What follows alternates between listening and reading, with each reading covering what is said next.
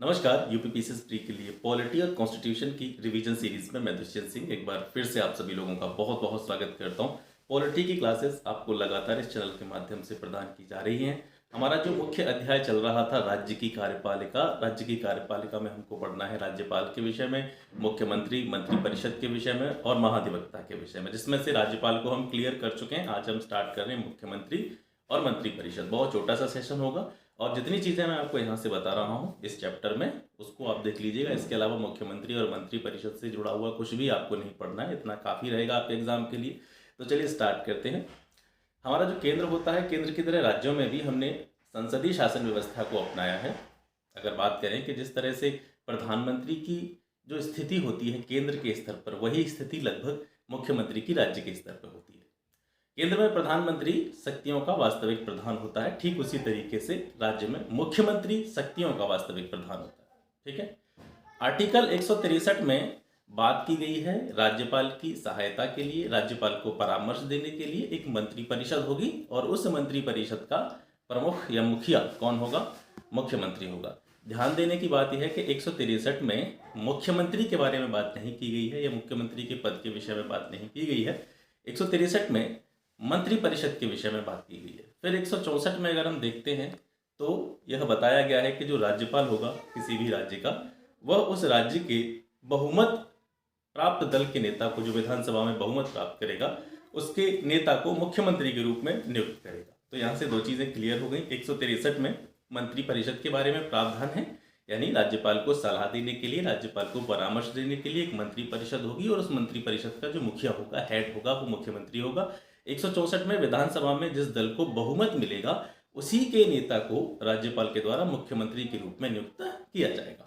ठीक है। महत्वपूर्ण चीज जो आपको यहाँ से याद रखनी है वो ये है कि जो दिल्ली के सीएम होते हैं, दिल्ली का जो मुख्यमंत्री होता है, उसकी नियुक्ति राज्यपाल के द्वारा नहीं होती है, राष्ट्रपति के द्वारा की जाती है। किसकी सलाह पर की जाती है? उप राज्यपाल की सलाह पर। ठीक है। क्योंकि आप जानते हैं केंद्र शासित प्रदेशों में राज्यपाल का पद नहीं होता है, वहां पर या तो उपराज्यपाल होते हैं या प्रशासक होते हैं।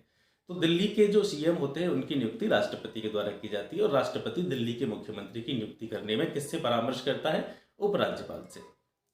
मुख्यमंत्री को विधानमंडल के दोनों सदनों में से किसी एक सदन का सदस्य होना अनिवार्य है, चाहे वो आपका विधानसभा का सदस्य हो, चाहे वो आपका विधान परिषद का सदस्य हो। लेकिन अगर परंपरा की बात करें जो चली आ रही है वो ये है कि जो मुख्यमंत्री है वो विधानसभा का सदस्य ही होना चाहिए। अर्हता या उसकी योग्यता की बात करते हैं तो संविधान में मुख्यमंत्री की योग्यता से जुड़ी हुई कुछ विशेष जानकारी नहीं मिलती है, कोई विशेष उल्लेख इसके बारे में नहीं किया गया है। सामान्यतः मुख्यमंत्री के लिए आप वही योग्यताएं मानकर चल सकते हैं जो एक विधानसभा के सदस्य या विधायक के लिए होती हैं। जनरली विधायक के लिए जो भी अर्हताएं होती हैं वही अर्हताएं किसके लिए होती हैं? आपके मुख्यमंत्री के लिए होती हैं। अब बात करते हैं मुख्यमंत्री की शपथ के बारे में। जिस किसी भी व्यक्ति को मुख्यमंत्री के पद पर नियुक्त किया जाता है उसे राज्यपाल शपथ दिलाता है। त्यागपत्र भी मुख्यमंत्री किसको दे सकता है? राज्यपाल को दे सकता है। तो दोनों चीज़ें यहाँ से क्लियर हो गई। शपथ और त्यागपत्र दोनों ही जो है राज्यपाल से संबंधित हैं। कार्यकाल के विषय में बात करें, यूँ तो सामान्यतः 5 वर्ष का कार्यकाल होता है किसी भी मुख्यमंत्री का, लेकिन मुख्यमंत्री के बारे में यह कहा जाता है कि मुख्यमंत्री तब तक अपने पद पर रह सकता है जब तक उसको विधानसभा में, जो कि निम्न सदन होता है राज्य का, उसमें बहुमत प्राप्त होता है। यदि विधानसभा में जो निम्न सदन है राज्य का, उसमें अगर वो बहुमत खो देता है, कोई भी पार्टी अपना बहुमत खो देती है, तो पूरी मंत्रिपरिषद जो है उसको त्यागपत्र देना पड़ता है, वो पूरी तरीके से समाप्त हो जाती है। राज्य के मुख्यमंत्री को अपने पद से विधानसभा के जो सदस्य होते हैं वे भी हटा सकते हैं। किसके द्वारा? अविश्वास प्रस्ताव ला करके। ठीक है। किसी भी मुख्यमंत्री के प्रति विधानसभा के सदस्यों के द्वारा कोई भी अविश्वास प्रस्ताव लाया जाता है और वह पारित हो जाता है तो मुख्यमंत्री को इस्तीफा देना पड़ता है और मुख्यमंत्री के इस्तीफे के साथ साथ में पूरी मंत्रिपरिषद जो होती है वो ध्वस्त हो जाती है, बर्खास्त हो जाती है। मुख्यमंत्री की शक्तियां और कार्यों के विषय में बात करें तो राज्य के सभा पटल पर जितनी भी पॉलिसी होती हैं, जितनी भी स्कीम्स होती हैं, जितनी भी योजनाएं होती हैं, उनकी घोषणा करने का काम जो होता है वो मुख्यमंत्री का होता है। इसके अलावा मुख्यमंत्री अपने मंत्रिपरिषद में जितने भी मंत्री होते हैं उनको डिपार्टमेंट्स का डिस्ट्रीब्यूशन करता है, विभागों का वितरण करता है। मंत्रिपरिषद की जितनी भी बैठकें होती हैं उनकी अध्यक्षता करने का काम भी मुख्यमंत्री का होता है।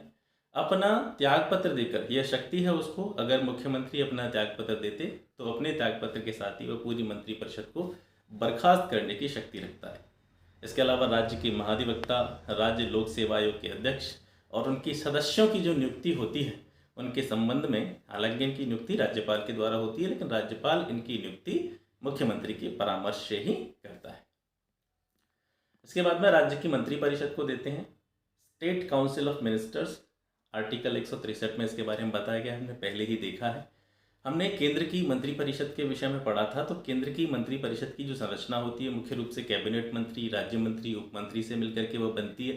ठीक उसी तरीके से राज्य की मंत्रिपरिषद में भी 3 तरह के मंत्री होते हैं, कैबिनेट मंत्री, राज्य मंत्री, उप मंत्री। तो इसमें बहुत ज़्यादा आपको दिमाग लगाने की आवश्यकता है नहीं। जो प्रमुख चीज़ें हैं वो मैंने यहाँ पर लिख दी हैं, जहाँ से प्रश्न पूछे जाते हैं और पूछे गए हैं वही पॉइंट मैंने यहाँ पर आपको बताने का प्रयास किया है। देखिए, मंत्रिपरिषद की जो मैक्सिमम नंबर ऑफ कैंडिडेट्स होते हैं, सदस्य संख्या होती है, अधिकतम सदस्य संख्या होती है, वो राज्य विधानसभा की कुल सदस्य संख्या के 15% से अधिक नहीं होगी। ये आपको याद रखना है।